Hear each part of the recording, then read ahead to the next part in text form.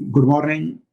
आज हम टॉपिक जो पढ़ेंगे वो है इलेक्ट्रोमैग्नेटिक इंडक्शन। तो बहुत ही इम्पोर्टेंट टॉपिक है कि कैसे मैग्नेटिक फ्लक्स के चेंज से जो है ईएमएफ इंड्यूस होता है और हमारे घरों में जो भी पावर सप्लाई वगैरह है वो भी इसी इलेक्ट्रोमैग्नेटिक इंडक्शन के कारण हम तक पहुंच पाती है। तो चलिए देखते हैं इसके सारे कॉन्सेप्ट्स को ब्रीफ में। तो सबसे पहले हम बात करते हैं मैग्नेटिक फ्लक्स की कि मैग्नेटिक फ्लक्स क्या होता है।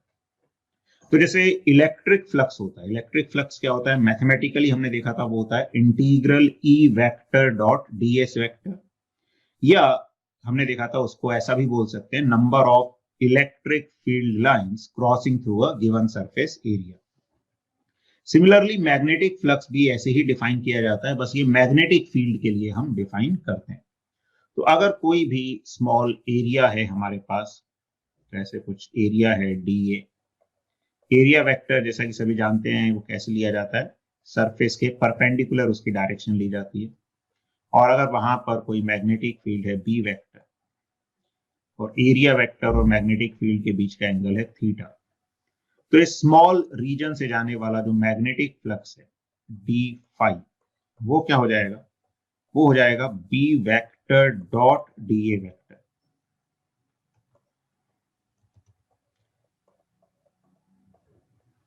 This is the magnetic flux जो यहां पर लिखा हुआ है हमने।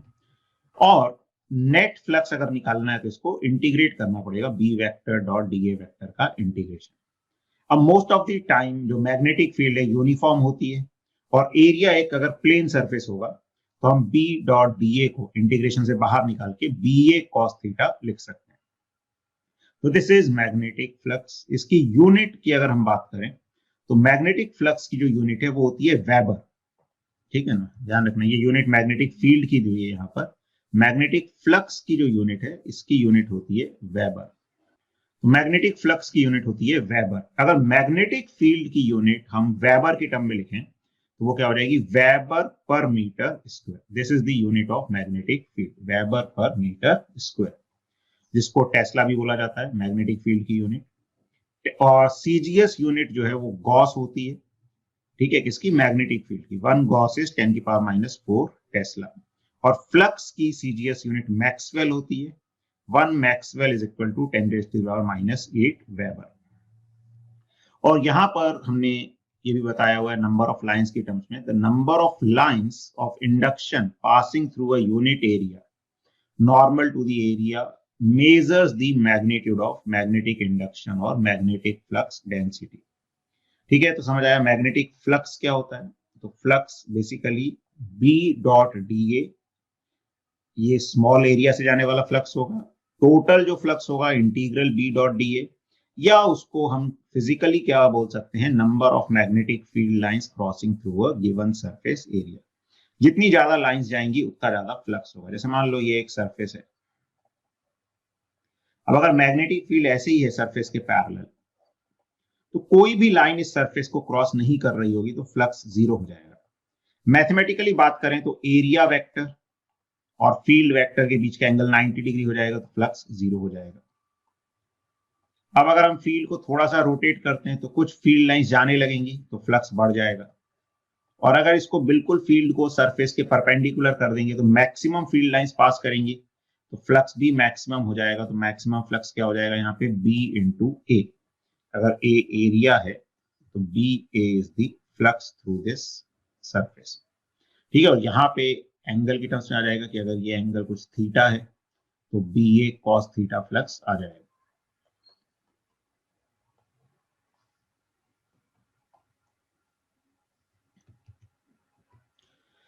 तो यहां पर हमने यही बता रखा है कि अगर ये एक सरफेस है, प्लेन सरफेस है, एरिया वेक्टर और मैग्नेटिक फील्ड के बीच का एंगल थीटा है, तो फ्लक्स क्या हो जाएगा, B D S cos theta. D S is the area of this surface.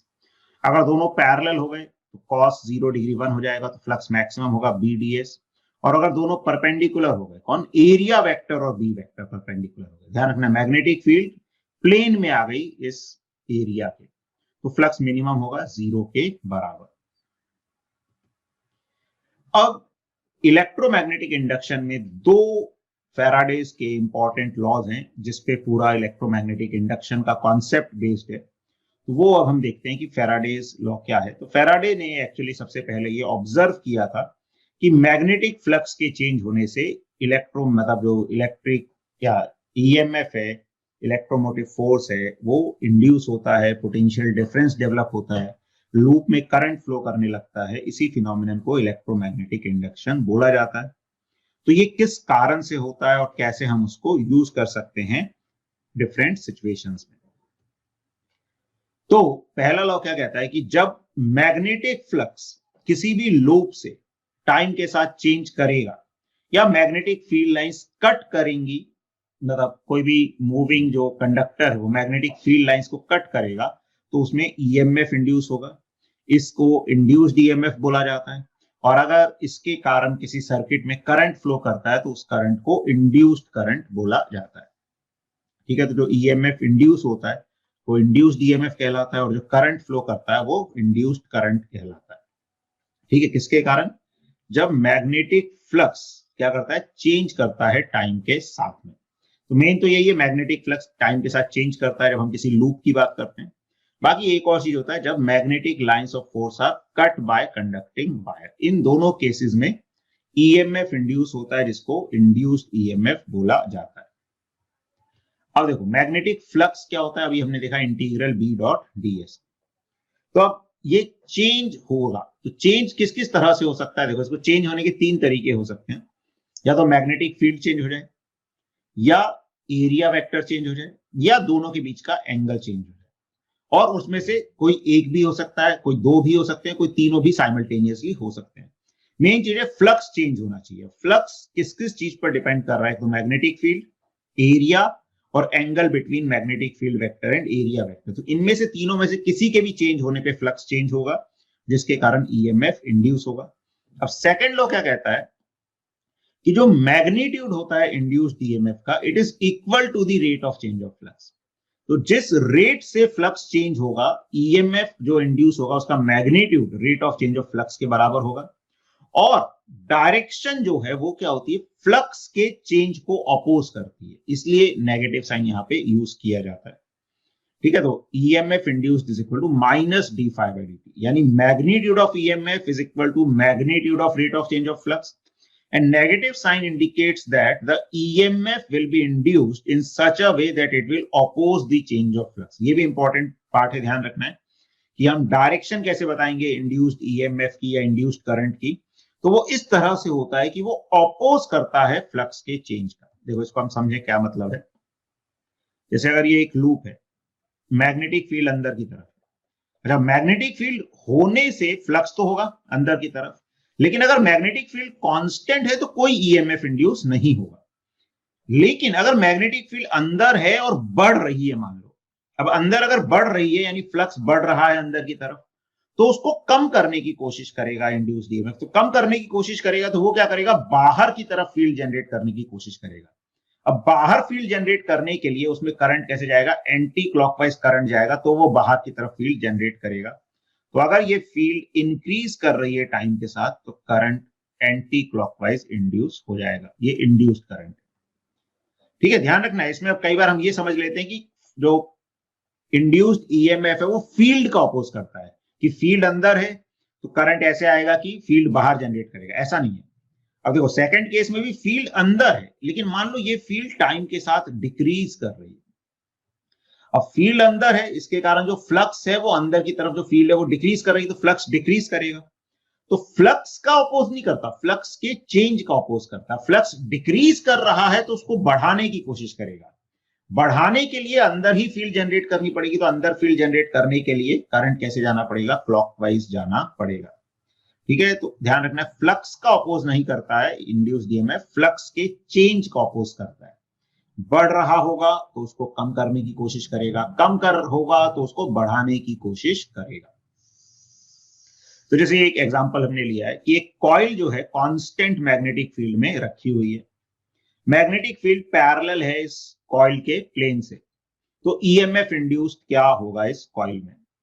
अब देखो सिंपल सा केस है कि अगर ये दोनों कैसे हैं, पैरेलल है, मतलब फील्ड जो है प्लेन में ही है, तो यहां पर जो थीटा है, थीटा मतलब angle between area vector and magnetic field vector, तो एरिया वेक्टर तो लूप के परपेंडिकुलर होगा, मैग्नेटिक फील्ड लूप में है तो एंगल हो गया 90 डिग्री, तो जो फ्लक्स आएगा वो जीरो ही आ जाएगा, बी ए कॉस थीटा जीरो, और जीरो है और कांस्टेंट ही रहेगा। अब वाले फील्ड बदल भी रही हो तो भी फ्लक्स नहीं बदलेगा, क्योंकि एरिया वेक्टर जो है परपेंडिकुलर है फील्ड के, क्योंकि फ्लक्स कांस्टेंट है। ध्यान रखना, फ्लक्स जीरो है इसलिए नहीं, फ्लक्स कांस्टेंट है इसलिए इंड्यूस्ड ईएमएफ क्या हो जाएगा, जीरो हो जाएगा, क्योंकि वो rate of change of flux पे डिपेंड करता है, तो कोई ईएमएफ इंड्यूस नहीं होगा इस केस में। ठीक है, तो फ्लक्स जीरो है हमेशा, क्योंकि मैग्नेटिक फील्ड परपेंडिकुलर है एरिया से, इसलिए ईएमएफ विल बी जीरो। एक दूसरा केस देखते हैं, find the EMF induced in the coil shown in figure, the magnetic field is perpendicular to the plane of the coil and is constant. अब इसमें magnetic field perpendicular है और constant है। अब देखो, इसमें अगर हम फ्लक्स की बात करें तो फ्लक्स तो आ जाएगा, क्यों, क्योंकि फील्ड एरिया जो है मतलब प्लेन के परपेंडिकुलर है, यानी कि एरिया वेक्टर की डायरेक्शन में है, तो फ्लक्स यहां पे डायरेक्टली बी इंटू ए हो जाएगा, क्योंकि एंगल एरिया वेक्टर और बी वेक्टर के बीच का एंगल 0 डिग्री होगा, तो cos 0 1 होता है, तो फ्लक्स इज बी इंटू ए। लेकिन अब यहां पर भी देखो, एरिया कांस्टेंट है और मैग्नेटिक फील्ड भी कांस्टेंट है, तो फ्लक्स यहां पर भी कांस्टेंट हो गया। फ्लक्स अगर कांस्टेंट है तो ईएमएफ फिर से जीरो हो जाएगा, तो यहां पर भी कोई ईएमएफ इंड्यूस नहीं होगा। ठीक है, तो flux is B A which is always constant, so EMF will be zero. तो फिर ईएमएफ इंड्यूस कब होगा, अब एक और केस देखते हैं हम। Find the direction of induced current in the coil shown in figure, magnetic field is perpendicular to the plane of coil and is increasing with time. अब मैग्नेटिक फील्ड टाइम के साथ बढ़ रही है, तो इसमें हम देखें तो अब देखो, मैग्नेटिक फील्ड टाइम के साथ बढ़ रही है, बाकी एरिया वेक्टर और बी वेक्टर दोनों पैरेलल हैं, तो फ्लक्स तो क्या हो जाएगा, बी इंटू ए ही हो जाएगा। ठीक है, अब ईएमएफ की हम बात करें, देखो अब ये मैग्नीट्यूड की बात कर रहे हैं, माइनस साइन सिर्फ क्या बताता है, डायरेक्शन, तो हम डायरेक्शन प्रैक्टिकली देख सकते हैं क्या होगा। अभी हम फ्लक्स के चेंज से ईएमएफ का मैग्नीट्यूड बताएं। अब D phi by D T जो है, अब ए तो कांस्टेंट है, एरिया चेंज क्या हो रहा है, बी, तो यह रहेगा D B by D T into A. अब मैग्नेटिक फील्ड इंक्रीज कर रही है टाइम के साथ, तो इंक्रीज कर रही है, यानी कि ईएमएफ का मैग्नीट्यूड तो ये आ जाएगा DB by D T into A. अब जो करंट आएगा, इंड्यूस्ड करंट, उसकी डायरेक्शन क्या होगी, तो मैग्नेटिक फील्ड है अंदर की तरफ और अंदर की तरफ बढ़ रही है, तो उसको कम करने के लिए बाहर की तरफ फील्ड लानी पड़ेगी। अब ये जो करंट इंड्यूस होगा वो ऐसे होगा कि वो बाहर की तरफ फील्ड जनरेट करे। अब एक लूप में करंट की डायरेक्शन से मैग्नेटिक फील्ड की डायरेक्शन कैसे पता चलती है, हम राइट हैंड की फिंगर्स को अगर करंट की डायरेक्शन में घुमाएंगे तो थंब की डायरेक्शन हमें फील्ड की डायरेक्शन देती है। ऐसे हमें फील्ड चाहिए बाहर की तरफ, तो हमने अंगूठे को बाहर की तरफ किया राइट हैंड के, और फिंगर्स को घुमाया, तो फिंगर्स को घुमाया तो हमें क्या मिलेगा, ऐसे फील्ड की डायरेक्शन मिल जाएगी। तो इस तरह से जो फील्ड की डायरेक्शन मिलेगी वो हमें आउटवर्ड डायरेक्शन में मिल जाएगी। ठीक है, तो उसके लिए करंट कैसे जाना पड़ेगा, एंटी क्लॉकवाइज जाना पड़ेगा। तो डायरेक्शन ऑफ करंट जो है ये एंटी क्लॉकवाइज हो जाएगी। ठीक है, तो फ्लक्स अंदर की तरफ टाइम के साथ बढ़ रहा है, तो जो इंड्यूस्ड इलेक्ट्रिक फील्ड आएगी, इंड्यूस्ड ईएमएफ होगा वो इस तरह से आएगा कि अगर हम बैटरी रिप्रेजेंटेशन बनाए उसका, कि जो ईएमएफ इंड्यूस होगा वो इस तरह से आएगा कुछ, और इस लूप में अगर कोई रेजिस्टेंस होगा तो उसको भी ऐसे ड्रॉ कर सकते हैं। This is induced EMF, this is resistance, तो ये ऐसे एक करंट जनरेट करेगा। तो कई बार ऐसे बैटरी इक्विवेलेंट भी हमें बनाना पड़ सकता है लूप का, तो ये भी हमें आना चाहिए। एक और एग्जांपल देखें, figure shows a long current carrying wire and two rectangular loops moving with velocity v. Find the direction of current in each loop. अब देखो, ये जो पहला लूप है ये ऊपर की तरफ जा रहा है।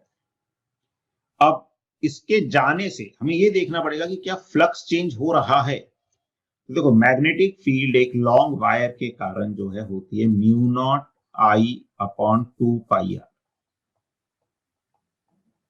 और ये जो पहला वाला लूप है ये ऊपर जा रहा है, तो जो फील्ड यहां पर होगी वही इसके पैरेलल हर पॉइंट पे होगी, क्योंकि वायर से r डिस्टेंस पे डिपेंड करती है।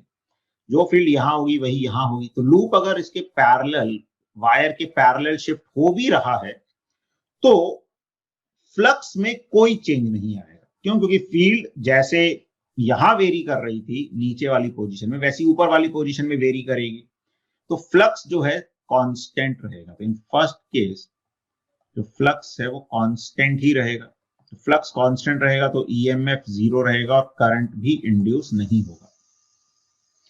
अब लेकिन सेकंड केस की बात करें तो सेकंड केस में लूप जो है राइट की तरफ जा रहा है। अब मैग्नेटिक फील्ड की अगर हम बात करें तो ये क्या है, आर के इनवर्सली प्रोपोर्शनल है। तो जैसे जैसे लूप दूर जाएगा डिस्टेंस बढ़ती जाएगी, डिस्टेंस बढ़ती जाएगी तो मैग्नेटिक फील्ड कम होती जाएगी। अब वायर में जो करंट है ऊपर जा रहा है तो उसके कारण मैग्नेटिक फील्ड कहां की तरफ आएगी, अंदर की तरफ। और दूर जाने से जो फील्ड है वो कम हो रही है, यानी कि फ्लक्स कम हो रहा है अंदर की तरफ। तो उस फ्लक्स को बढ़ाना है, बढ़ाने के लिए करंट अंदर की तरफ, मतलब फील्ड अंदर की तरफ आनी चाहिए। तो अंदर की तरफ फील्ड आने के लिए जो हैंड है उसको कैसे हमें घुमाना पड़ेगा, देखिए तो क्लॉकवाइज आ जाएगा ये। तो इस तरह से क्लॉकवाइज करंट फ्लो करेगा, तभी फील्ड अंदर की तरफ आएगी। ठीक है? Yes sir. ठीक है, यही यहां पर एक्सप्लेन करके लिखा हुआ है। अच्छा, अब इसमें एक और इंपॉर्टेंट लॉ होता है जिसको बोला जाता है लेंस लॉ। ये एनर्जी कंजर्वेशन पे बेस्ड है। ये बेसिकली क्या करता है, डायरेक्शन के बारे में हमें इंफॉर्मेशन देता है। तो लेंस लॉ क्या कहता है, according to Lenz law EMF will be induced in such a way that it will oppose the cause which has produced it। तो क्या कह रहा है ये कि EMF जो इंड्यूस होगा वो इस तरह से होगा कि वो कारण जो है EMF इंड्यूस होने का उसको अपोज करेगा। तो देखो फैराडेज लॉ से भी डायरेक्शन आती है और लेंस लॉ से भी आती है। अंतर क्या है दोनों में, इसको हम पहले एक दूसरे एग्जांपल से समझते हैं। अभी जो हमने एक एग्जांपल लिया, एक वायर में करंट जा रहा है, एक लूप को हम इससे दूर ले जा रहे हैं, मान लो चलाकर। तो फैराडेज लॉ क्या कहता है, फैराडेज लॉ ये कहता है कि भाई फ्लक्स देखो पहले कि फ्लक्स चेंज हो रहा है तो उसके चेंज का अपोज होगा। तो अब इस लूप के चलने से क्या होगा, फ्लक्स चेंज होगा। अगर ये दूर जा रहा है कैसे चेंज होगा, अंदर की तरफ फ्लक्स कम होगा। तो अंदर की तरफ फ्लक्स कम होगा तो उसको बढ़ाने के लिए इंड्यूस्ड करंट है वो ऐसे आ जाएगा। तो इंड्यूस्ड करंट I1 बोल देता हूं मैं, वो ऐसे क्लॉकवाइज डायरेक्शन में आएगा। और इंड्यूस्ड करंट ऐसे आएगा। अब हमने क्या देखा था, दो वायर्स में अगर सेम डायरेक्शन में करंट जाता है तो वो एक दूसरे को अट्रैक्ट करती है। तो ये वाली वायर इस वाली वायर को अपनी तरफ अट्रैक्ट करेगी। ये हमने किसमें देखा था, फैराडेज लॉ। अब लेंस लॉ इसी को कहने का तरीका बदल देता है। लेंस लॉ क्या कहता है कि भाई जो भी कारण है EMF इंड्यूस होने का उसका ऑपोजिशन होगा। अब पहली बात तो ये देखना है क्या EMF इंड्यूस होगा, मतलब फ्लक्स चेंज होगा। तो हाँ, अगर ये लूप वायर से दूर जाएगा तो फ्लक्स जो है चेंज होगा, EMF इंड्यूस होगा। तो कारण क्या है EMF इंड्यूस होने का, वो है इसका चलना। अगर ये नहीं चलता लूप तो फ्लक्स चेंज नहीं होता, EMF इंड्यूस नहीं होता। तो लूप के चलने से EMF इंड्यूस हो रहा है तो चलने का ऑपोजिशन होगा। तो सबसे पहले यहां पे हमें फोर्स पता चल जाएगा। फैराडेज लॉ में फोर्स सबसे एंड में पता चला था, यहां पे सबसे पहले क्या पता चल गया, फोर्स। अब हम फोर्स से करंट बता सकते हैं कि अगर फोर्स अट्रैक्टिव लग रहा है तो जो उसके एडजेसेंट वायर है उसमें करंट सेम डायरेक्शन में जाना चाहिए, क्योंकि सेम डायरेक्शन में करंट होता है तो वायर्स अट्रैक्ट करते हैं। तो इस तरह से Lenz law direction of force निकालने में या करंट निकालने में हमें हेल्प करता है। तो और एग्जांपल देखें हम, जैसे ये एक मैग्नेट है, इस मैग्नेट को हम लूप की तरफ ले जा रहे हैं तो कैसे करंट इंड्यूस होगा इस लूप में या कैसे फोर्स लगेगा वो सब हमें देखना है। एक तो फैराडेज लॉ से देखें या फिर हम लेंस लॉ से देखें। अब हम लेंस लॉ से ही देखते हैं। तो देखो ये मैग्नेट लूप के नजदीक जा रहा है तो नजदीक जाने से फ्लक्स चेंज होगा, तो इसके नजदीक जाने का ऑपोज होगा, यानी कि इस पे रिपल्सिव फोर्स लगेगा। अब रिपल्सिव फोर्स लगेगा तो हमने देखा था मैग्नेट के लाइक पोल्स रिपेल करते हैं, यानी लूप के राइट साइड में नॉर्थ पोल बनेगा और लेफ्ट साइड में साउथ पोल, और नॉर्थ पोल से फील्ड लाइंस बाहर निकलती हैं, तो करंट अगर हम मैग्नेट की तरफ से देखें या ऑब्जर्वर की तरफ से देखें तो कैसा करंट जाएगा लूप में, एंटी क्लॉकवाइज। इस पे भी कई बार क्वेश्चन आ जाते हैं कि मैग्नेट को नजदीक ले जाएंगे तो कैसा करंट जाएगा, दूर ले जाएंगे तो कैसा करंट आएगा। तो अगर हम मैग्नेट को लूप के नजदीक ले जाएंगे तो जो इंड्यूस्ड करंट है that will be in the anti clockwise direction. ऐसे हमने एक और केस ले रखा है जिसमें मैग्नेट को दूर ले जा रहे हैं v वेलोसिटी से।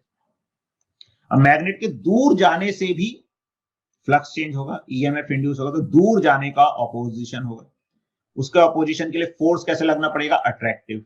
अब अनलाइक पोल्स अट्रैक्ट करते हैं तो लूप का राइट साइड जो है वो साउथ पोल बनेगा और जो लेफ्ट साइड है वो नॉर्थ पोल बनेगा।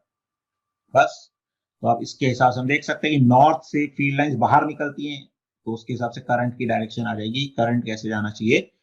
जो अगर ऑब्जर्वर से देखेंगे, ऐसे केस में हम ऑब्जर्वर डिपेंडेंट, अगर हम यहां से देखेंगे तो अलग चीज आएगी, लेफ्ट से देखेंगे राइट से देखेंगे अलग चीज आएगी। तो अगर हम ऑब्जर्वर जो बना हुआ है उसकी तरफ से देखेंगे तो उसको करंट कैसे दिखाई देगा, क्लॉकवाइज जाते हुए दिखाई देगा। अच्छा, कुछ इंपॉर्टेंट फॉर्मूले जो यहाँ पे काम आते हैं, तो एक तो जैसे हमने देखा ईएमएफ क्या होता है, minus D phi by D T. अब कई बार एवरेज ईएमएफ पूछ लेते हैं, तो एवरेज एक इंटरवल में डिफाइन किया जाता है, तो एवरेज ईएमएफ क्या हो जाएगा, minus delta phi by delta T. फिर इंस्टेंटेनियस इंड्यूस्ड ईएमएफ, तो इंस्टेंटेनियस क्या हो जाएगा, minus D phi by D T, जो फैराडेज लॉ में हमने देखा ही था कि ये डेफिनेशन है अकॉर्डिंग टू फैराडेज लॉ। अब अगर लूप है उसमें ईएमएफ इंड्यूस हो रहा है तो करंट भी फ्लो करेगा, तो जो इंड्यूस्ड करंट फ्लो करेगा किसी भी इंस्टेंट पे वो क्या हो जाएगा, induced EMF by resistance of the loop. R जो है रेजिस्टेंस है, तो उसका मैग्नीट्यूड जो है वो आ जाएगा 1/r into D phi by D T, ये मैग्नीट्यूड है। और डायरेक्शन हम बता सकते हैं वो इंड्यूस्ड ईएमएफ के हिसाब से, लेंग्स लॉ के हिसाब से डायरेक्शन, ठीक है। तो अगर प्रैक्टिकल सिचुएशन है तो डायरेक्शन हम प्रैक्टिकली बताएंगे कि फ्लक्स बढ़ रहा है तो उसको कम करने के लिए कैसे डायरेक्शन जाएगी, ठीक है। बढ़ाने के लिए, अगर कम हो रहा है तो बढ़ाने के लिए कैसे करंट होना चाहिए। हाँ, लेकिन अगर मैथमेटिकल क्वेश्चन है जिसमें हमें फंक्शन दे दिया फ्लक्स का या ग्राफ दे दिया तो वहां पर हमें minus D phi by D T लिखकर ही सॉल्व करना है। वहां पर अगर हम मैग्नीट्यूड लिख देंगे तो गलत हो जाएगा। समझ आ रहा है, अगर प्रैक्टिकल सिचुएशन है, कोई सिचुएशन ड्रॉ करके दी हुई है, फिगर ड्रॉ करके दी हुई है, फिर हमसे पूछा जाता है डायरेक्शन और मैग्नीट्यूड, का हम डायरेक्शन बता सकते हैं क्लॉकवाइज, एंटी क्लॉकवाइज, ठीक है, इस तरह से। लेकिन अगर मैथमेटिकल क्वेश्चन है, फ्लक्स टाइम के फंक्शन में दे दिया या ग्राफ दे दिया फ्लक्स का और पूछे कि ईएमएफ का ग्राफ कौन सा होगा या किसी टाइम पे ईएमएफ क्या होगा, तो हमें माइनस साइन वाला फॉर्मूला यूज करना है, E is equal to minus D phi by D T. अगर वहां माइनस साइन नहीं लगाओगे तो गड़बड़ हो जाएगी। yes.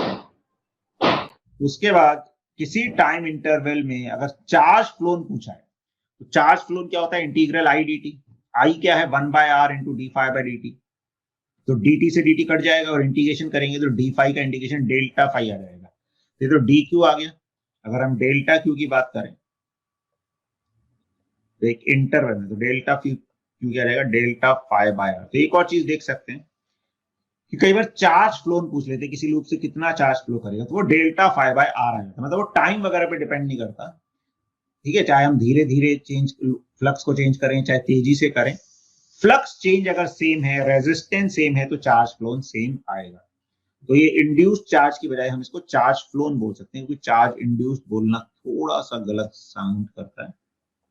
कि लूप को अगर हम उसमें से फ्लक्स चेंज हो रहा है तो जो चार्ज फ्लोन आएगा उस लूप से, जितना चार्ज फ्लो कर जाएगा वो आ जाएगा डेल्टा फाई बाय आर।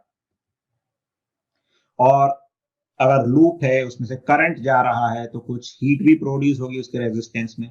वो हीट कैसे लिखी जाती है, वो हीट लिखी जाएगी integral I square are D T. तो आई क्या हो गया, ई बाय आर हो गया, तो E square by R D T, ठीक है। तो उसको इंटीग्रेट कर देंगे जिस भी टाइम इंटरवल में हमसे हीट पूछी गई है, ठीक है। अच्छा, एक फ्लक्स में कॉमन क्वेश्चन आता है इस तरह का, जनरली ध्यान रखते हैं, वैसे कई सारे क्वेश्चन आते हैं लेकिन कॉमन आता है, कोई भी एक लूप दे दिया और अब इस लूप को कहते हैं उसके डायामीटर के अबाउट हमने 180 डिग्री घुमा दिया। Rotated 180 degree about diameter. ठीक है, तो ये लूप था, इसको हमने 180 डिग्री घुमा दिया। अब हमको लगता है कुछ भी तो नहीं हुआ। एक्चुअली इसमें क्या होता है, अब ये साइड अगर P है, ये Q है, तो 180 डिग्री घुमा दिया। 360 घुमाएंगे तो वही ओरिएंटेशन आ जाएगी। 180 घुमाएंगे मतलब P वाला पॉइंट यहां आ गया, Q वाला यहां आ गया। अब कई बार हमसे चार्ज फ्लोन पूछ लेते हैं, ईएमएफ इंड्यूस पूछ लेते हैं, फ्लक्स का चेंज पूछ लेते हैं, ऐसा कुछ भी पूछ लेते हैं। तो एक्चुअली अब इसमें मेन चीज है डेल्टा फाई कैसे लिखा जाएगा। तो डेल्टा फाई क्या होता है, phi final minus phi initial. और बी वेक्टर दे दिया ऐसे, तो हमें लगता है कुछ भी तो नहीं हुआ। पहले भी B vector area vector parallel थे, बाद में भी पैरेलल थे। तो ये थोड़ा सा ध्यान रखना है। देखो, कोई भी एक ऐसा ओपन सरफेस होता है, उसमें एरिया वेक्टर कहीं पर भी ले सकते हैं, हम अंदर भी ले सकते हैं, बाहर भी ले सकते हैं। क्लोज्ड सरफेस में हमेशा बाहर की तरफ लिया जाता है, रेडियली आउटवर्ड। ये हमने गॉस लॉ में भी सीखा था।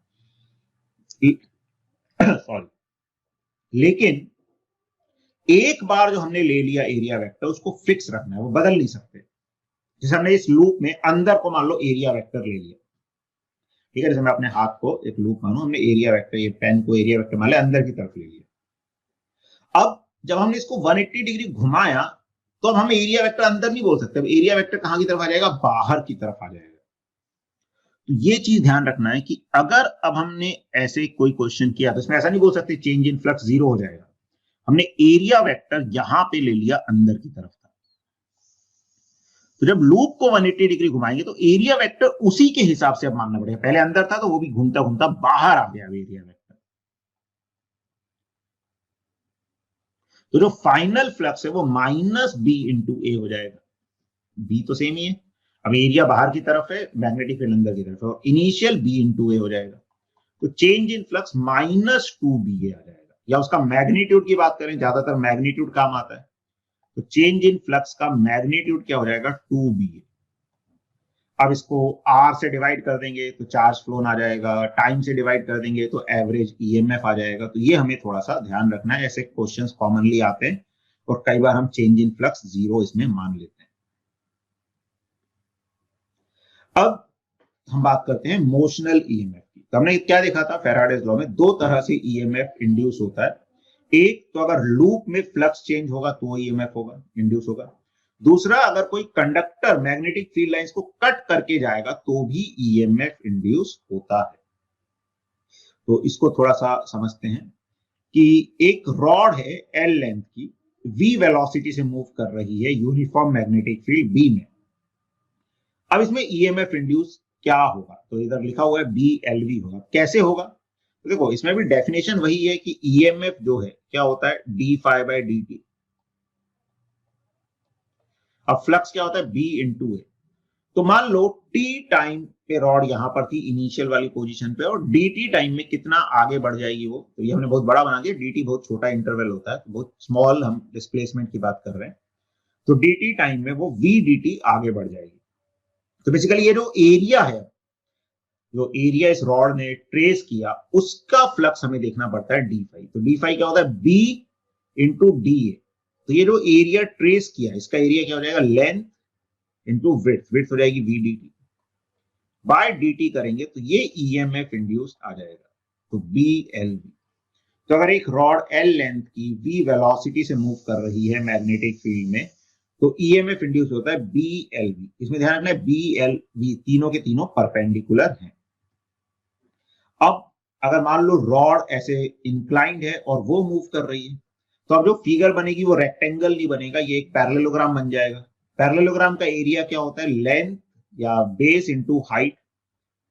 तो जो हाइट है, तो ध्यान रखिए ये लेंथ L है, ये थीटा है, तो हाइट जो है हो जाएगी L साइन थीटा। तो जो एरिया है वो हो जाएगा, ये डिस्टेंस तो v dt ही होगी, तो v dt L sine theta upon dt। तो dt कट जाएगा तो इसमें आ जाएगा EMF BLV sine theta.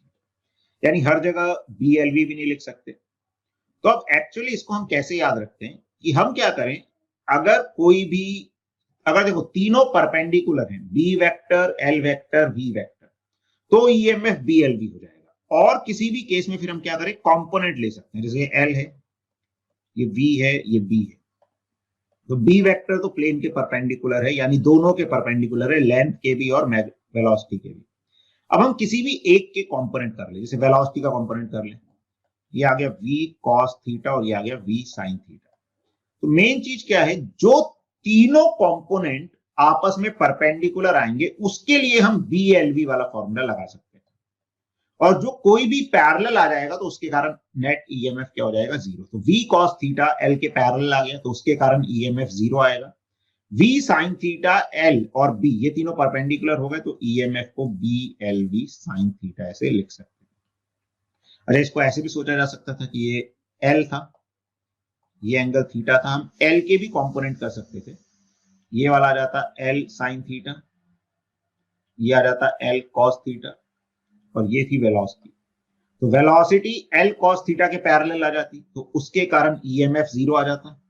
EMF किसके कारण आता, L sin थीटा के कारण, तो BLV sin थीटा ये आ जाता। तो मेनली क्या ध्यान रखना है कि BLV तीनों में से कोई भी दो पैरेलल हो गए तो ईएमएफ इंड्यूस जीरो हो जाएगा। ऐसा ही बोल सकते हैं तीनों कोप्लेनर हो गए, एक प्लेन में लाई कर गए तो ईएमएफ जीरो आ गया। ईएमएफ कब आएगा, जब तीनों म्यूचुअली परपेंडिकुलर होंगे, या वही कंपोनेंट ईएमएफ लेकर आएगा जिसमें तीनों के तीनों BL और V म्यूचुअली परपेंडिकुलर होंगे। अच्छा, अब ये ईएमएफ आता कैसे है और उसकी डायरेक्शन कैसे हम निकाल सकते हैं, ये वैसे क्वेश्चन भी था जो हमने पिछले चैप्टर में HC वर्मा में डिस्कस किया था। तो वही चीज यहां पर है कि मान लो मैग्नेटिक फील्ड जो है अंदर की तरफ है और रॉड है वो v वेलोसिटी से मूव कर रही है। तो अब रॉड और किसमें ईएमएफ इंड्यूस होगा, कंडक्टिंग रॉड में, नॉन कंडक्टिंग में नहीं होगा। तो रॉड मूव कर रही है, मतलब रॉड में जो इलेक्ट्रॉन्स हैं वो इलेक्ट्रॉन मूव कर रहे हैं v वेलोसिटी से। ठीक है, अब मैग्नेटिक फील्ड अंदर की तरफ है तो v क्रॉस भी अंदर आया, लेकिन नेगेटिव चार्ज है तो उस पर मैग्नेटिक फोर्स नीचे की तरफ लग गया। तो मैग्नेटिक फोर्स नीचे की तरफ लग गया QVB, इस तरह से इलेक्ट्रॉन से फोर्स लग गया। तो इलेक्ट्रॉन्स नीचे जाके एक्यूमुलेट होने लगे, तो यहाँ पे इलेक्ट्रॉन्स आके इकट्ठे हुए Q वाली साइड में, तो यहाँ पे इलेक्ट्रॉन्स आए तो P वाली साइड में पॉजिटिव चार्ज डेवलप हो जाएगा। ये पॉजिटिव और नेगेटिव चार्ज मिलकर एक इलेक्ट्रिक फील्ड जनरेट करेगा नीचे की तरफ, और ये इलेक्ट्रिक फील्ड चार्ज पे ऑपोजिट डायरेक्शन में फोर्स लगाएगी ऊपर की तरफ QE। देखो, जब तक मैग्नेटिक फोर्स ज्यादा है, इलेक्ट्रिक फोर्स है, दिस इज इलेक्ट्रिक फोर्स जो डेवलप हुआ, जब तक मैग्नेटिक फोर्स इलेक्ट्रिक फोर्स से ज्यादा है तब तक तो क्या होगा, जो इलेक्ट्रॉन्स हैं वो नीचे की तरफ जाते रहेंगे। जैसे से नीचे जाते रहेंगे इलेक्ट्रिक फील्ड बढ़ती रहेगी, और फाइनली एक टाइम ऐसा आएगा कि इलेक्ट्रिक फोर्स मैग्नेटिक फोर्स के बराबर हो जाएगा, और जब इक्वेट करेंगे तो उससे इलेक्ट्रिक फील्ड आ जाएगी कि कितनी इलेक्ट्रिक फील्ड इंड्यूस होगी, तो उस वक्त जो E है वो VB के बराबर हो जाएगा, और जो पोटेंशियल डिफरेंस डेवलप होगा वो E इंटू L हो जाएगा। यूनिफॉर्म इलेक्ट्रिक फील्ड में अगर इस लेंथ, रॉड की लेंथ L है तो potential difference will be VB, electric field थी, इंटू L। तो इस तरह से हम इसको शो कर सकते हैं कि एक्चुअली में क्या हो रहा है। अब देखो, BLV तो हमने पहले भी देखा था, अब इधर पे इंपॉर्टेंट क्या है, डायरेक्शन ऑफ इंड्यूस्ड ईएमएफ। जो इंड्यूस्ड ईएमएफ होगी उसकी डायरेक्शन क्या होगी, तो डायरेक्शन एक तरीके से देखें तो हम V क्रॉस B, जो V क्रॉस B कहां रहा है, ऊपर, तो V cross B will give us the direction of the positive polarity. ऐसा बोल सकते हैं कि पॉजिटिव टर्मिनल कैसा बनेगा, मतलब ये एक रॉड जो है इसमें ईएमएफ इंड्यूस होगा तो ये एक बैटरी की तरह काम करेगी, तो उस बैटरी का पॉजिटिव टर्मिनल कहां आएगा, तो V क्रॉस B जो है हमें बैटरी के पॉजिटिव टर्मिनल की डायरेक्शन दे देगा। तो उसका इलेक्ट्रिकल इक्विवेलेंट जब हम बनाएंगे तो देखो, V क्रॉस B ऊपर आ रहा था, एक बैटरी बनेगी जिसका ईएमएफ BLV होगा, तो उसका पॉजिटिव टर्मिनल ऊपर की तरफ आ जाएगा, नेगेटिव नीचे की तरफ, और बैटरी का जो भी रेजिस्टेंस है उसको उसके इंटरनल रेजिस्टेंस की तरह हम बैटरी के साथ शो कर सकते हैं। बैटरी का रेजिस्टेंस मतलब इस रॉड का जो भी रेजिस्टेंस है that can be represented as internal resistance. तो ये हमें थोड़ा सा ध्यान रखना है। अब देखो, इसमें एक एग्जांपल हम देखें, figure shows N irregular shaped wire AB moving with velocity V as shown, find induced EMF in the wire. अब हमने देखा एक रॉड में ईएमएफ हो जाता है BLV sin थीटा, ठीक है, या BLV अगर तीनों परपेंडिकुलर हैं। अब कोई भी अगर इर्रेगुलर शेप का वायर है, इसमें ईएमएफ पूछ लिया तो क्या करोगे। देखो, अब इसको करने का क्या तरीका होता है, तो यहाँ पर जैसे हमने बताया हुआ है तो उसको देख लेते हैं। तो क्या कर सकते हैं हम कि हमने इस पूरे को एक क्लोज्ड लूप के जैसा मान लिया। ठीक है, हमने इसको जोड़ दिया, एक क्लोज्ड लूप जैसा मान लिया। अब अगर क्लोज्ड लूप है, ये ट्रांसलेट कर रहा है, तो इसके ट्रांसलेट करने से इसका एरिया तो चेंज होगा नहीं, क्लोज्ड लूप का एरिया फिक्स हो गया। मैग्नेटिक फील्ड यूनिफॉर्म है ही, और लूप ट्रांसलेट कर रहा है तो रोटेट नहीं कर रहा, तो एंगल भी चेंज नहीं होगा। तो बी यूनिफॉर्म होने के कारण कांस्टेंट है, एरिया कांस्टेंट हो गया, एंगल कांस्टेंट हो गया, यानी कि इस पूरे लूप में इंड्यूस्ड ईएमएफ जीरो होगा। अभी तो पूरे लूप की बात हुई। अब अगर पूरे लूप में जीरो है तो हम क्या बोल सकते हैं कि भाई जैसे ये जो वायर है इसको हमने मूव किया, मान लो इसमें कुछ ईएमएफ इंड्यूस हुआ, ठीक है, या फिर हम यहीं बना देते हैं, क्योंकि भाई इस वायर में तो होगा ना चलने के कारण, इसमें कुछ ईएमएफ इंड्यूस हुआ।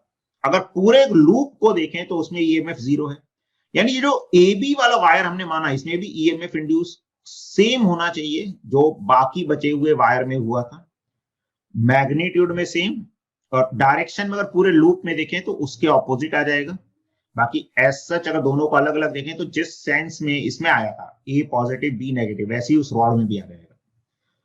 तो इंपॉर्टेंट चीज क्या है, कोई भी आर्बिट्ररी शेप का वायर है, उसको अगर हम ट्रांसलेट कर रहे हैं यूनिफॉर्म मैग्नेटिक फील्ड में, तो इंड्यूस्ड ईएमएफ के लिए उस वायर को इनिशियल और फाइनल पॉइंट को जोड़ने वाले स्ट्रेट वायर से हम रिप्लेस कर सकते हैं, और जो स्ट्रेट वायर में ईएमएफ इंड्यूस होगा वही उस पूरे लूप वाला, मतलब जो भी वायर था आर्बिट्ररी शेप का उसमें हो जाएगा।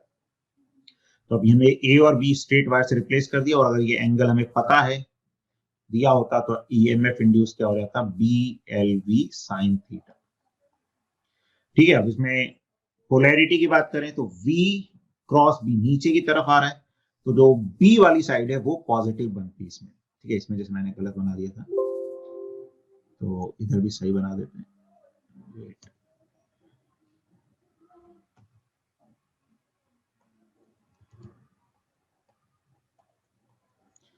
तो जो ईएमएफ इंड्यूस आएगा वो इस तरह से आ जाएगा, और अगर इसका कुछ रेजिस्टेंस है, अच्छा लेकिन ध्यान रखना रेजिस्टेंस जब हम लिखेंगे वो एक्चुअल लेंथ से लिखा जाएगा।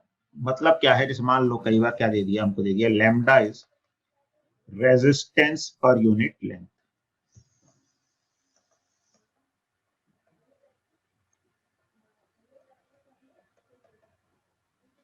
लैम्डा जो है रेजिस्टेंस पर यूनिट लेंथ है, तो जो आर है उसमें जो लैम्डा एल लेंगे वो एल एक्चुअल लेंथ लेंगे। मान लो ये लेंथ एल है, इस लेंथ को मैं कुछ एल डैश बोल देता हूं, इस वायर की लेंथ को, तो रेजिस्टेंस लैम्डा एल डैश। अब ऐसा क्यों, देखो ईएमएफ के लिए तो हमने इस वायर को दोनों एंड वाले पॉइंट को जोड़ने वाले वायर से रिप्लेस कर दिया, लेकिन एक्चुअली में अगर ये किसी भी सर्किट में मूव कर रहा होगा ना, तो मान लो ऐसा कोई रेल्स वगैरह है, इसके ऊपर ये लूप ऐसे रखा हुआ है और मूव कर रहा है, तो जो करंट फ्लो करेगा वो तो एक्चुअली इसी पाथ से करेगा ना, ये जो वायर है वो तो सिर्फ ईएमएफ के लिए हम उसको मान सकते हैं दो पॉइंट को जोड़ने वाले वायर से। अब एक्चुअली ऐसा तो है नहीं कि वो वायर से रिप्लेस कर दिया तो बिल्कुल उसको हटा के हम वायर रख सकते हैं, सिर्फ ईएमएफ के लिए रख सकते हैं, एक्चुअल तो यही वायर मूव कर रहा है। तो अगर सर्किट में करंट फ्लो करेगा वो तो एक्चुअल इस पूरे पाथ से फ्लो करेगा, तो रेजिस्टेंस हमें इस पूरे पाथ का लेना पड़ेगा, ना कि उस जो हमने उसको रिप्लेस किया जिस वायर से उससे। तो ये एक और चीज ध्यान रखने वाली होती है। ठीक है, अब हम बात करते हैं induced EMF due to rotation of rod. अब हमने देखा कि जब भी मैग्नेटिक फील्ड लाइंस कट करता है कोई भी कंडक्टिंग रॉड तो ईएमएफ इंड्यूस होती है। अब ट्रांसलेशन में क्या होता है, हर पॉइंट की वेलोसिटी सेम होती है। अब रोटेशन में भी फील्ड लाइंस कट तो हो रही है, लेकिन हर पॉइंट की जो वेलोसिटी है वो अलग अलग हो जाती है। अगर इस लोअर एंड के अबाउट ये घूम रहा है तो यहां से x डिस्टेंस पे जो वेलोसिटी है वो ओमेगा x हो जाएगी। तो ऐसे ही हम एक छोटा सा एलिमेंट dx मान के उसमें ईएमएफ लिख लेते हैं कि de, तो de क्या हो जाएगा, तो blv होता है, तो bl हो गया dx, v हो गया ओमेगा x। ये इस छोटे से एलिमेंट में ईएमएफ हो जाएगा। टोटल निकालना है तो इसको इंटीग्रेट कर देंगे, तो b omega x dx, b omega तो कांस्टेंट है, h dx को 0 से l तक इंटीग्रेट कर देंगे, तो ईएमएफ जो आ जाता है रोटेटिंग रॉड में वो आ जाता है half B omega L square, क्योंकि एक्स का इंटीग्रेशन आएगा एक्स स्क्वायर बाय 2, लिमिट्स रखेंगे एल स्क्वायर बाय 2 हो जाएगा। तो this is EMF induced in the rod. इसमें भी पोलैरिटी डिसाइड करनी है, तो वेलोसिटी रॉड के एंड्स की इस तरफ है, तो बी क्रॉस बी कहाँ आएगा, ऐसे ऊपर की तरफ, यानी कि ऊपर वाली साइड पॉजिटिव पोलैरिटी की आ जाएगी, नीचे वाली नेगेटिव पोलैरिटी की। और जो भी रॉड का रेजिस्टेंस है it will act as an internal resistance. तो ये इक्विवेलेंट बैटरी रिप्रेजेंटेशन हो जाएगा इस रोटेटिंग रॉड का। तो मेन याद रखना है कि ईएमएफ इंड्यूस्ड रॉड के केस में क्या होगी, B omega L square by 2 होती है। अब अगर एक रिंग जो है वो रोटेट कर रही है तो क्या ईएमएफ इंड्यूस उसमें होगा। मान लो रिंग जो है रोटेट कर रही है अपनी खुद की एक्सिस, क्या हो, मतलब ऐसे ऐसे ही बस रोटेट कर रही है इस तरह से, ये it is rotating like this only in its plane. तो अब ऐसे रोटेट करने से देखो ना तो एरिया चेंज हो रहा है, ना मैग्नेटिक फील्ड चेंज हो रही है। हम यूनिफॉर्म मैग्नेटिक फील्ड की बात कर रहे हैं, मैग्नेटिक फील्ड टाइम के साथ कांस्टेंट है। तो ना तो एरिया चेंज हुआ, ना मैग्नेटिक फील्ड चेंज हुई, ना दोनों के बीच में एंगल चेंज हुआ। तो फ्लक्स जो है वो क्या हो जाएगा, कांस्टेंट हो जाएगा। तो flux would be B dot A which is a constant.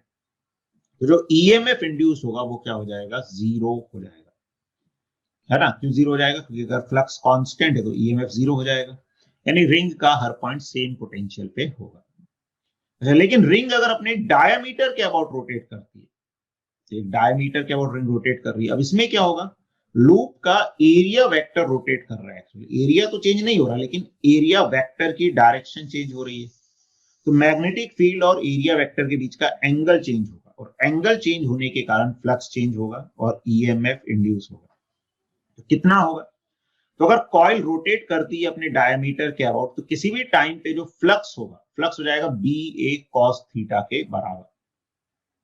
तो बी ए कॉस थीटा, थीटा क्या हो जाएगा, ओमेगा टी। अगर ओमेगा एंगुलर वेलोसिटी से कोई भी चीज घूम रही है तो टी टाइम में कितना एंगल रोटेट कर लेगी, ओमेगा टी, ठीक है। अब इंड्यूस्ड ईएमएफ क्या होता है, minus D phi by D T. इसको डिफरेंशिएट करेंगे तो बी ए तो कांस्टेंट है, कॉस ओमेगा टी का डेरिवेटिव आ जाएगा, तो minus omega sine omega T आएगा। एक माइनस बाहर था पहले से ही, minus D phi by D T वाला, वो माइनस कट जाएगा, तो B A omega sine omega T A आ जाएगा। अगर एन टर्न्स होंगे इस कॉइल में या लूप में, तो एन का फैक्टर और मल्टीप्लाई हो जाएगा, क्योंकि सारे टर्न्स का फ्लक्स ऐड होगा, ईएमएफ भी ऐड हो जाएगा। तो उस केस में ईएमएफ हो जाएगा B A omega N sine omega T. अब ये जो बी ए ओमेगा एन है, ये मैक्सिमम वैल्यू हो जाएगी ईएमएफ की, क्योंकि साइन ओमेगा टी की मैक्सिमम वैल्यू 1 होती है। इसको एम्पलीट्यूड ऑफ ईएमएफ भी बोल देते हैं। तो जो इंड्यूस्ड ईएमएफ है that can be written as E maximum E M sine omega T. और करंट जो फ्लो करेगा इसके कारण ई बाय आर, वो आ जाएगा E M by R sine omega T, यानी कि I M is maximum value of current sine omega T, ठीक है। तो एक्चुअली ये देखोगे यहां पर एक साइनोसॉइडल, मतलब साइन के फंक्शन में ईएमएफ जनरेट हो रही है और करंट भी वैसा ही आ रहा है। इसी को ऑल्टरनेटिंग ईएमएफ, ऑल्टरनेटिंग करंट बोलते हैं, क्योंकि इसमें करंट और ईएमएफ अपनी डायरेक्शन ऑल्टरनेटली चेंज करेंगे, कुछ समय पॉजिटिव रहेंगे, कुछ समय नेगेटिव रहेंगे। और हमारे घरों में जो भी सप्लाई आती है इलेक्ट्रिसिटी की पावर हाउस से, वो ऑल्टरनेटिंग करंट ही होता है। उसके बारे में भी हम अगले चैप्टर में थोड़ा सा और पढ़ेंगे कि कैसे ऑल्टरनेटिंग करंट को हम समझ सकते हैं, उसके बेस्ड जो सर्किट्स होते हैं उनको कैसे सॉल्व किया जाता है, वो सब भी हम देखेंगे। लेकिन कैसे ऑल्टरनेटिंग करंट जनरेट किया जाता है वो हम यहां से समझ सकते हैं कि एक कॉइल को उसके डायमीटर के अबाउट घुमाया जाता है, जिसके कारण उसमें क्या होता है, जो फ्लक्स आता है वो कॉस का फंक्शन आता है, ईएमएफ जब डिफरेंशिएट करते हैं साइन का फंक्शन आता है, तो एक साइनोसॉइडल ईएमएफ जनरेट होता है, ठीक है, जिसको अल्टरनेटिंग ईएमएफ बोलते हैं। और उससे जो करंट फ्लो करेगा वो भी साइनोसॉइडल करंट होगा, जिसको अल्टरनेटिंग करंट बोला जाता है। और this is the basic concept behind all the electrical generators. जो भी जनरेटर्स होते हैं, एसी जनरेटर्स जो होते हैं, बेसिकली अल्टरनेटिंग करंट जनरेटर्स, उनके पीछे यही प्रिंसिपल होता है। तो ये हमें ध्यान रखना है। अब हम बात करते हैं self induction and self inductance. तो ये भी एक इंपॉर्टेंट फिनोमिनन होता है। हमने क्या बोला कि किसी भी लूप में, कॉइल में जब फ्लक्स टाइम के साथ चेंज होता है तो उसमें ईएमएफ इंड्यूस होता है, और वो ईएमएफ क्या करता है, फ्लक्स के चेंज का अपोज करता है। अब मान लो एक कैसी कॉइल है, इस कॉइल में करंट जा रहा है, कोई बाहर से फील्ड नहीं है, इसमें खुद का ही करंट जा रहा है आई। अब हमने देखा एक लूप में, कॉइल में करंट जाता है तो वो मैग्नेटिक फील्ड जो है प्रोड्यूस करता है। कैसे करेगा, अगर करंट ऐसे क्लॉकवाइज जा रहा है तो इसके अंदर मैग्नेटिक फील्ड अंदर की तरफ जनरेट हो गया। तो ये कोई एक्सटर्नल फील्ड नहीं है, ये खुद के करंट के कारण ही फील्ड है। बाहर भी आएगी ऑपोजिट डायरेक्शन में, लेकिन अभी हमारे लिए वो इंपॉर्टेंट नहीं है। तो लूप के अंदर फील्ड अंदर की तरफ आ रही है। अब मान लो ये करंट और ये जो फील्ड होती है ये करंट के प्रोपोर्शनल होती है। Field is directly proportional to current. क्यों? देखो, जैसे हम एक सर्कुलर लूप के सेंटर पे देखें, वैसे हम हर जगह तो नहीं बता सकते, लेकिन सेंटर पे देखें तो वहां से रिलेट कर सकते हैं। एक सर्कुलर लूप के सेंटर पे फील्ड क्या होती है, mu naught I by 2 R होती है, mu naught I by 2 R. तो यहां से हम देख सकते हैं कि आई करंट के डायरेक्टली प्रोपोर्शनल ये फील्ड होती है। तो अगर हम करंट को बढ़ाते हैं तो फील्ड बढ़ेगी, अब अगर फील्ड बढ़ेगी तो फ्लक्स भी बढ़ेगा। अब ये तो खुद के करंट के कारण ही फ्लक्स था ना, लेकिन खुद का करंट भी जब चेंज करेगा, बढ़ेगा, तो फील्ड बढ़ेगी, फ्लक्स बढ़ेगा। अगर कम हो गया करंट तो भी फील्ड कम होगी, फ्लक्स कम होगा। तो खुद के करंट के चेंज के कारण भी लूप में से फ्लक्स चेंज होगा। और जो लूप की सेल्फ इंडक्शन या वो प्रॉपर्टी है, बेसिकली लूप क्या चाहता है, या फैराडेज लॉ के हिसाब से कोई भी लूप अपने अंदर फ्लक्स के चेंज को अपोज करता है। तो खुद के करंट के कारण भी जो फ्लक्स चेंज होगा, लूप उस फ्लक्स के चेंज को अपोज करेगा, उस फ्लक्स को कांस्टेंट रखने की कोशिश करेगा, और एक ऑपोजिट ईएमएफ इंड्यूस करेगा जो फ्लक्स के चेंज को अपोज करेगा। तो ये जो प्रॉपर्टी होती है इसी को क्या बोला जाता है, सेल्फ इंडक्टेंस बोला जाता है। और जो ईएमएफ इंड्यूस होता है उसको सेल्फ इंडक्शन, फिनोमिनन को सेल्फ इंडक्शन बोला जाता है, कि अपने ही करंट के चेंज से जो फ्लक्स में चेंज आ रहा है उसको अपोज करता है कोई भी loop due to self inductance. तो यही हम यहां पर कहना चाहते हैं कि when a current flowing through a coil is changed, the flux linking with its own winding changes. And due to the change in linking flux with the coil, an EMF is induced, which is known as self-induced EMF. And this phenomenon is known as self-induction. This induced EMF opposes the cause of induction. जो कि cause of induction है, जैसे current का बढ़ना कम होना, उसका क्या करेगा, oppose करेगा. The property of coil or the circuit due to which it opposes any change of current, coil or the circuit, is known as self-inductance. So here the property of coil or the circuit due to which opposes any change of the current in coil or the circuit is known as self-inductance. अब self-inductance की unit होती है Henry. ठीक है, तो जो self flux आएगा, जो खुद के करंट के चेंज के कारण फ्लक्स डेवलप होगा, वो करंट के ही प्रोपोर्शनल होता है। तो बेसिकली एक्चुअली में क्या होता है, हम ऐसे बोलते हैं कि जो सेल्फ फ्लक्स है it is proportional to current in the loop itself, और ये प्रोपोर्शनलिटी कांस्टेंट इसको L से हम रिप्रेजेंट कर देते हैं। तो self flux is L into I. तो जो कोफिशिएंट ऑफ सेल्फ इंडक्टेंस है L, वो आ जाता है सेल्फ फ्लक्स बाय आई। ठीक है, अब ये जो L है, ये भले देखो लिखने में आ रहा है फ्लक्स अपॉन आई, ना तो ये फ्लक्स पे डिपेंड करता है ना आई पे, ये ज्योमेट्रिकल पैरामीटर है। जैसे हमने देखा था V is equal to I R होता है। अब रेजिस्टेंस ना तो वोल्टेज पे डिपेंड करता है ना करंट पे, वो एक क्या होता है, ज्योमेट्रिकल प्रॉपर्टी होती है। ऐसी कैपेसिटेंस एक ज्योमेट्रिकल प्रॉपर्टी होती है, वैसे सेल्फ इंडक्टेंस भी एक ज्योमेट्रिकल प्रॉपर्टी है। किस पे डिपेंड करता है, shape of the loop, loop की शेप कैसी है, एरिया, एक्चुअली एरिया पे डिपेंड करता है। तो एरिया ट्राइंगल होगा अलग होगा, रेक्टेंगल अलग होगा, सर्कल का अलग होगा। ठीक है, नंबर ऑफ टर्न्स पे भी डिपेंड करता है, क्योंकि जितने ज्यादा टर्न्स होंगे, यहाँ पे लिखा नहीं हुआ लेकिन एक और चीज हम ध्यान, मतलब शेप में उसको इंक्लूड कर सकते हैं, बाकी अलग से भी कोई पूछे तो नंबर ऑफ टर्न्स पे डिपेंड करता है। मीडियम पे डिपेंड करता है कि किस मीडियम में लूप रखा हुआ है, क्योंकि मीडियम के अनुसार बी चेंज हो जाता है। जैसे मीडियम में म्यू नॉट की जगह पे क्या आ जाता है, म्यू नॉट म्यू आर आ जाता है, तो बी का फैक्टर चेंज होता है तो फ्लक्स भी चेंज हो जाता है। तो सेल्फ इंडक्टेंस भी चेंज हो जाता है। तो नंबर ऑफ टर्न्स पे डिपेंड करता है, शेप ऑफ लूप पे डिपेंड करता है, मीडियम पर डिपेंड करता है। तो इन चीजों पर डिपेंड करता है। तो this is self flux L into I. अब जो सेल्फ इंड्यूस्ड ईएमएफ है, तो फ्लक्स के चेंज से ईएमएफ आएगा, तो सेल्फ इंड्यूस्ड ईएमएफ क्या हो जाता है, minus D phi S by D T, minus D by D T of L I, या minus L D I by D T. L जो है ये जनरली कांस्टेंट होता है किसी भी एक गिवन लूप के लिए, कॉइल के लिए।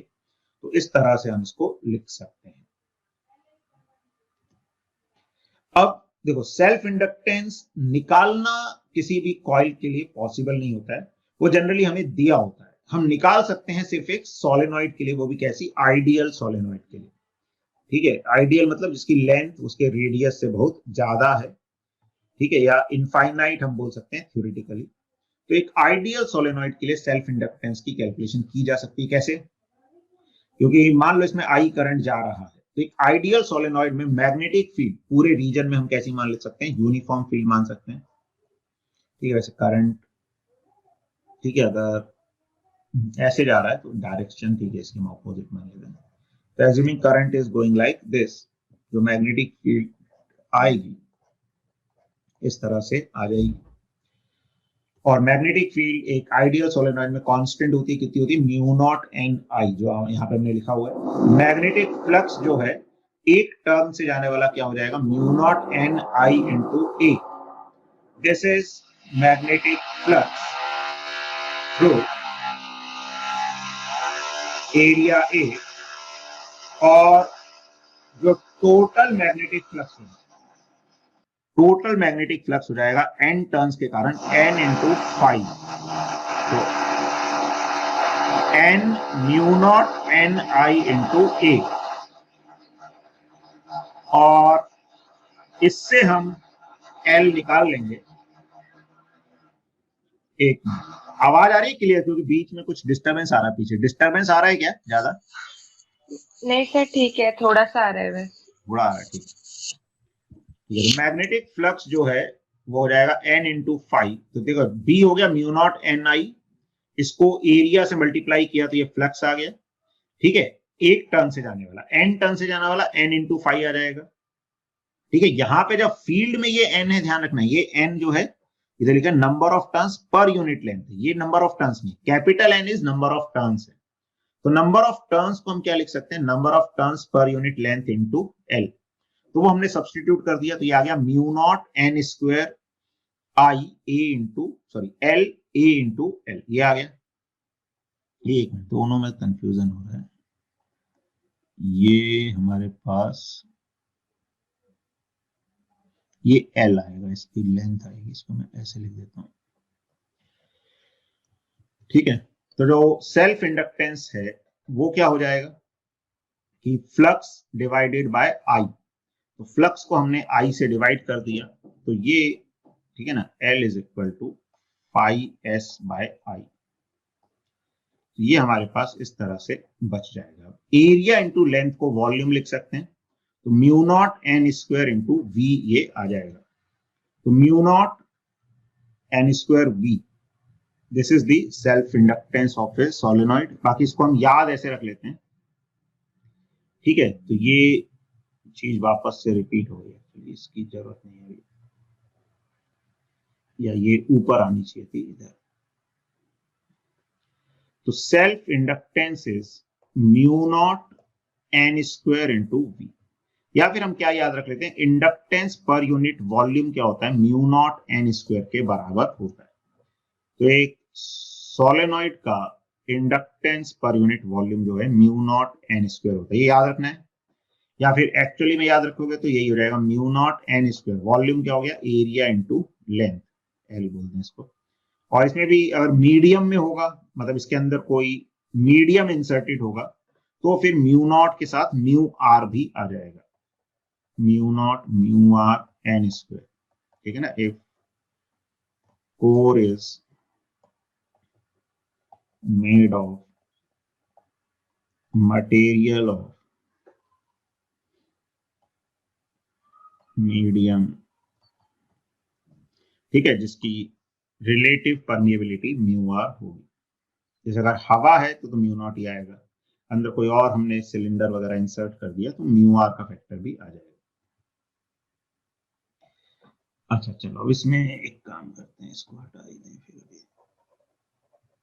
चलो ये एक और चीज देखो, सेल्फ इंडक्टेंस जो है वो क्या कर रहा है, अपने ही लूप में फ्लक्स के चेंज को अपोज करने को जो है बता रहा है।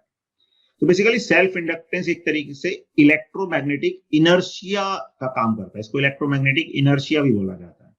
इनर्शिया वो प्रॉपर्टी है जिसके कारण कोई भी ऑब्जेक्ट अपनी किसी स्टेट के चेंज को अपोज करता है। जैसे लॉज ऑफ मोशन में इनर्शिया मास को बोलते हैं, जो ऑब्जेक्ट की स्टेट ऑफ रेस्ट या मोशन को चेंज करने को अपोज करता है। रोटेशनल मोशन में मोमेंट ऑफ इनर्शिया होता है जो रोटेशनल स्टेट को चेंज करने को अपोज करता है। वैसे ही एक लूप में जो फ्लक्स है, अब वो लूप खुद के ही फ्लक्स के चेंज को क्या करता है, अपोज करता है। यही प्रॉपर्टी सेल्फ इंडक्टेंस कहलाती है। तो it is like an inertia which is called electromagnetic inertia. तो यही यहां पे बता रखी, self inductance is the physical property of the loop due to which it opposes the change in current. That means it tries to keep the current constant. तो current cannot change suddenly in an inductor. तो एक inductor में current suddenly change नहीं कर सकता है, ये हमें ध्यान रखना है। अब किसी भी लूप का जो इंडक्टेंस वाला पार्ट है उसको हम एक सिंबल से रिप्रेजेंट कर देते हैं, इसको इंडक्टर बोलते हैं। जैसे वायर में रेजिस्टेंस, अब ऐसा नहीं एक जगह पे होता है, पूरी वायर में रेजिस्टेंस होता है, उस पूरे को हम एक सिंगल एलिमेंट से रिप्रेजेंट कर देते हैं जिसको रेजिस्टर बोला जाता है। ऐसे ही किसी भी लूप के कॉइल के इंडक्टेंस को एक सिंबल से हम रिप्रेजेंट कर देते हैं सर्किट में, और वो सिंबल ऐसा स्प्रिंग जैसा हम बना देते हैं जिसको इंडक्टर बोला जाता है। स्प्रिंग जैसा इसलिए बनाते हैं क्योंकि कहीं पर हमें इंडक्टेंस की जरूरत होती है तो हम ऐसी कॉइल ही बनाते हैं, एक सोलेनॉइड जैसी कॉइल बनाते हैं, क्योंकि जितनी बड़ी वो कॉइल होगी, जितनी अच्छी, उतना ही वो इंडक्टेंस ऑफर करेगा, इसलिए उसको एक ऐसे सोलेनॉइड जैसे या स्प्रिंग जैसा हम रिप्रेजेंट कर देते हैं। अब मान लो कोई भी एक लूप है, इस लूप में क्या होगा, कुछ इंडक्टेंस होगा, कुछ रेजिस्टेंस होगा, तो उसका हमें इलेक्ट्रिकल इक्विवेलेंट बनाना है। तो ऐसे बना देंगे, उसके रेजिस्टेंस को रेजिस्टेंस बना देंगे, रिप्रेजेंट कर देंगे, आर लिख देंगे, और उसके सेल्फ इंडक्टेंस को एक इंडक्टर से रिप्रेजेंट करके एल लिख देंगे। ठीक है, और अगर आइडियल इंडक्टर है तो रेजिस्टेंस को हम 0 बोल सकते हैं। अब उसमें करंट जो है इंडक्टर में से जाता है, तो इंडक्टर क्या करेगा, करंट के चेंज का अपोज करेगा। करंट बढ़ेगा तो उसको कम करने की कोशिश करेगा, करंट कम होगा तो उसको बढ़ाने की कोशिश करेगा। जैसे हम यहाँ पे देखें, करंट बढ़ रहा है तो कम करने के लिए जो इंड्यूस्ड ईएमएफ है वो ऐसा आएगा कि जहां से करंट एंटर कर रहा है वहां पे पॉजिटिव टर्मिनल बैटरी का बन जाएगा, मतलब ऑपोजिट में करंट फ्लो कराने की कोशिश करेगा। अगर करंट डिक्रीज कर रहा है तो करंट बढ़ाने की कोशिश करेगा, तो जहां से करंट एंटर कर रहा था वहां नेगेटिव टर्मिनल, जहां से लीव कर रहा था वहां पॉजिटिव टर्मिनल आ जाएगा, उसको बढ़ाने की कोशिश करता है। अब हम अलग अलग याद रखें उसकी वजह हम एक कॉमन तरीका निकाल लेते हैं कि अगर कभी भी इंडक्टर है तो जहां से करंट एंटर कर रहा है वहां पे हम प्लस साइन लगा देते हैं, जैसे रेजिस्टर में करते हैं। ठीक है, लेकिन थोड़ा सा अंतर भी है उसमें। जैसे रेजिस्टर में हम क्या करते हैं कि जहां से करंट एंटर करता है हमेशा वो हाई पोटेंशियल होगा, जहां लीव करता है वो लो पोटेंशियल, और पोटेंशियल डिफरेंस IR होगा। वैसे ही हम यहां पर करते हैं, जहां से करंट एंटर करता है वो पॉजिटिव टर्मिनल मान लेते हैं, जहां से लीव करता है वो नेगेटिव टर्मिनल, और पोटेंशियल डिफरेंस LdI/dt, यानी कि हम क्या बोल देते हैं, VA minus VB is LdI/dt। लेकिन अब ये नहीं बोल सकते कि ए वाला हमेशा हाई पोटेंशियल होगा। ध्यान रखना है, जहां से करंट एंटर किया उसको हमने पॉजिटिव मान लिया, ठीक है, लेकिन जरूरी नहीं वो पॉजिटिव हो, क्यों, क्योंकि इसमें DI/dt आ रहा है, इसको हमें साइन के साथ सब्सटीट्यूट करना है। तो अगर DI/dt पॉजिटिव होगा तो VA VB से ज्यादा हो जाएगा, और अगर DI/dt नेगेटिव होगा तो VA VB से कम हो जाएगा। लेकिन थोड़ा सा रिप्रेजेंटेशन को आसान करने के लिए, याद रखने के लिए आसानी से हम क्या बोलते हैं, रेजिस्टेंस जैसा ही मान लेते हैं। जहां से करंट एंटर किया उसको पॉजिटिव, जहां से लीव किया उसको नेगेटिव, और पोटेंशियल डिफरेंस को LdI/dt इस तरह से हम लिख देते हैं। DI/dt को साइन के साथ रखना है, ठीक है। अब अगर इंडक्टर में एक रेजिस्टर भी होगा, मतलब रेजिस्टेंस भी होगा उस वायर का कुछ, तो उसको ऐसे रिप्रेजेंट कर सकते हैं, इंडक्टर और उसके साथ एक रेजिस्टर दोनों सीरीज में, इस तरह से हम इसको रिप्रेजेंट कर सकते हैं। जैसे एक एग्जांपल देखें, ऐसे क्वेश्चन भी कई बार आ जाते हैं कि एक सर्किट है इस तरह से, हमें VA माइनस VB लिखना है। अगर करंट 2 एम्पियर है और कांस्टेंट है, 2 एम्पियर है और इंक्रीज कर रहा है 1 एम्पियर पर सेकंड की रेट से, 2 एम्पियर है और डिक्रीज कर रहा है 1 एम्पियर पर सेकंड की रेट से। तो देखो अब इसमें इंडक्टर में अगर हम बात करें क्या है, करंट अगर A से जा रहा है तो इसको हम प्लस मान लेंगे, इसको माइनस, L di/dt, L तो हो गया 1 इंटू di/dt। बैटरी में हमेशा बड़ा वाला जो साइड है वो पॉजिटिव टर्मिनल, छोटी वाली नेगेटिव। रेजिस्टर में करंट यहां से एंटर कर रहा है वो पॉजिटिव, दूसरा नेगेटिव। IR, तो R तो 2 है, I हो गया। तो अगर हम VA माइनस VB लिखते हैं, इसका मतलब क्या होता है, जैसे हम VB को 0 मान ले तो ऑटोमेटिकली जो VA होगा वही VA माइनस VB होगा। अब नेगेटिव से पॉजिटिव जाते हैं तो पोटेंशियल बढ़ता है, तो 0 से यहां गए तो बढ़ा, कितना हो गया बढ़कर 2I। फिर नेगेटिव से पॉजिटिव गए तो और बढ़ा, यहां पे कितना हो गया 5 प्लस 2I। फिर नेगेटिव से पॉजिटिव गए तो और बढ़ा, कितना हो गया 5 प्लस 2I प्लस di/dt। तो देखो ये तो जनरल हमारे पास आ गया कि 5 plus 2I plus di/dt, this is the VA minus VB। अब इसमें हम केसेस की बात करते हैं। फर्स्ट केस में हम बात करें तो I2 है, तो 2 इंटू 2 और कांस्टेंट है तो di/dt 0 हो गया, तो VA माइनस VB 9 वोल्ट आ जाएगा। सेकेंड केस में देखें तो क्या हो जाएगा 5 प्लस 2 इंटू 2 और di/dt 1 है और पॉजिटिव है, इंक्रीज कर रहा है तो 1, तो 5 और 9 तो पहले ही था, एक 1 का फैक्टर और आ गया 10। और थर्ड केस में VA माइनस VB लिखेंगे तो ये तो 5 ही है, करंट अभी भी 2 है लेकिन I डिक्रीज कर रहा है तो -1 लिखेंगे तो आ जाएगा 8 वोल्ट। तो इस तरह से हम ये पोटेंशियल डिफरेंस लिख सकते हैं, यही हमने यहाँ पर सॉल्व करके और बताया हुआ है। अब एनर्जी स्टोर्ड इन इंडक्टर, देखो अब जैसे एक कैपेसिटर होता है वो एनर्जी स्टोर करता है किसमें, अपनी इलेक्ट्रिक फील्ड की फॉर्म में। तो कैपेसिटर में एनर्जी इलेक्ट्रिक फील्ड की फॉर्म में स्टोर होती है, कितनी होती है, हाफ CV²।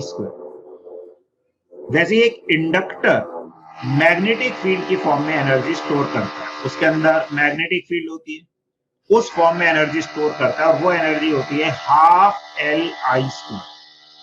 L उसका इंडक्टेंस है, I उससे जाने वाला करंट है, ठीक है। तो ये एनर्जी मैग्नेटिक फील्ड में स्टोर होती है। जैसे कैपेसिटर में एनर्जी जो स्टोर होती है इलेक्ट्रिक फील्ड में, और उसमें हम बोलते हैं एनर्जी डेंसिटी क्या होती है, हाफ एप्सिलॉन नॉट E²। ऐसे यहां पर मैग्नेटिक एनर्जी डेंसिटी जो है, यानी कि magnetic energy per unit volume, वो क्या होता है, देखो मैग्नेटिज्म में ज्यादातर क्या होता है, एप्सिलॉन नॉट किससे रिप्लेस हो जाता है, 1/μ0। तो मैग्नेटिक एनर्जी डेंसिटी क्या होती है, देखो एप्सिलॉन नॉट को 1/μ0 करोगे और E की जगह B आ जाएगा तो B²/2μ0, this is magnetic energy density. अब μ0 आएगा एयर में या वैक्यूम में, मीडियम में क्या आ जाएगा, म्यू, ठीक है। तो B²/2μ, mu is absolute permeability, इसको हम μ0 μr लिख सकते हैं। और कभी एनर्जी निकालनी हो तो integration of energy density into volume ऐसा हमें करना पड़ेगा। अब हम बात करते हैं म्यूचुअल इंडक्शन की। तो देखो जैसे हमने सेल्फ इंडक्शन में देखा, एक लूप अपने ही खुद के फ्लक्स के चेंज को अपोज करता है। ऐसे ही कई बार क्या होता है, दो कॉइल सामने सामने हो, जैसे यहाँ पे बनी हुई है या यहाँ पर भी हम ले सकते हैं, एक कॉइल है इसमें करंट जा रहा है, दूसरी कॉइल में मालूम नहीं जा रहा। अब इसके कारण मैग्नेटिक फील्ड आएगी, या इसको थोड़ा सा ऐसा हम बना ले,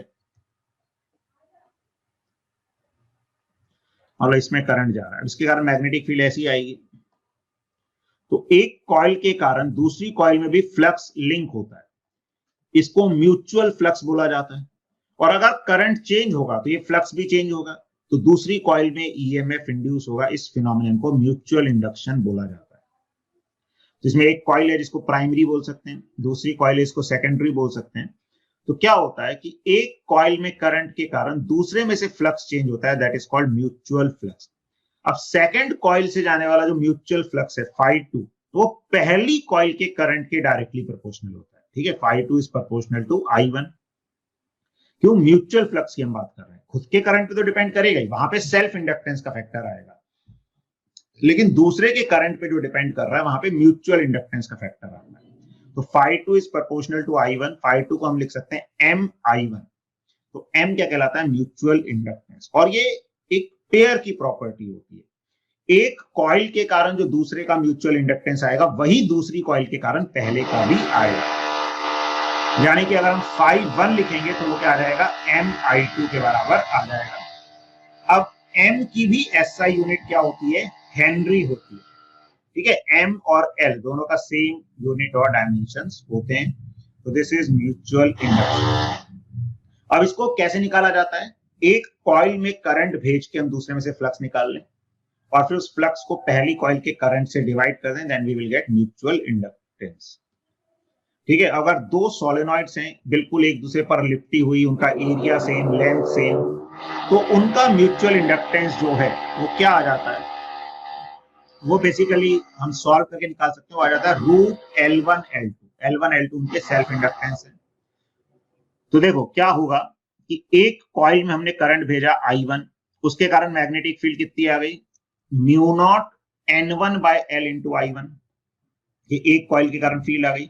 दूसरे से जाने वाला फ्लक्स कितना होगा? तो एक टर्न से जाने के लिए A से मल्टीप्लाई कर दिया, दूसरे में कितने टर्न्स हैं? N2, ये टोटल फ्लक्स हो गया, उसको I1 से डिवाइड कर दिया, then we will get mutual inductance. तो ये आ जाएगा हमारे पास mu naught N1 N2 A/L। अब देखो इससे कैसे रिलेट कर सकते हैं? रूट L1 L2 से। देखो L1 क्या होता है? तो L1 होता है mu not N square, N square यहाँ पे हम बोल सकते हैं N1 square by L square into volume, volume हो जाता है L into A।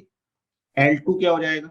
Mu naught N2 square by L square into LA। तो एक म्यू नॉट रूट से बाहर आ जाएगा, N1 बाहर आ जाएगा, N2 बाहर आ जाएगा, A बाहर आ जाएगा, एक L स्क्वायर कट जाएगा। ठीक है, तो नीचे क्या बचा हमारे पास? L। तो यही आ रहा है यहाँ पे, देखो mu naught N1 N2 A/L। तो म्यूचुअल इंडक्टेंस दो सोलेनॉइड अगर बिल्कुल आइडेंटिकल जैसी हैं तो उसका क्या आ जाता है? Root L1 L2। और यही मैक्सिमम वैल्यू भी होती है, मतलब mutual inductance is always less than equal to root L1 L2। अगर दो कॉइल्स हैं उनका सेल्फ इंडक्टेंस L1 L2 है तो म्यूचुअल इंडक्टेंस कभी भी रूट L1 L2 से ज्यादा नहीं हो सकता, maximum value root L1 L2 की हो सकती है। ठीक है, अब जैसे कैसे फाइंड किया जाता है तो एक एग्जांपल से हम समझते हैं। Find the mutual inductance of two concentric coils of radii A1 and A2। A1 is less than A2।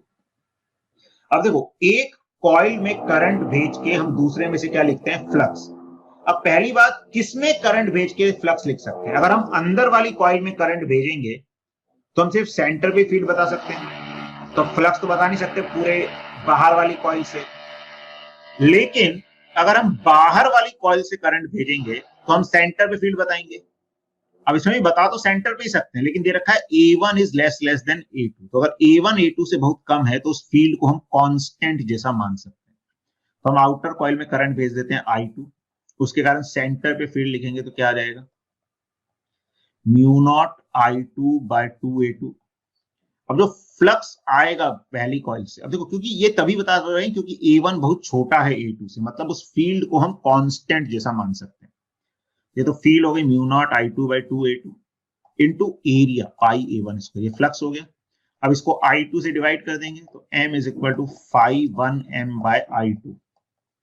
तो यह आ जाएगा mu not pi A square by 2A2। यही म्यूचुअल इंडक्टेंस इस सिस्टम का आ जाएगा, जो यहां पर हमने सॉल्व करके भी लिखा हुआ है।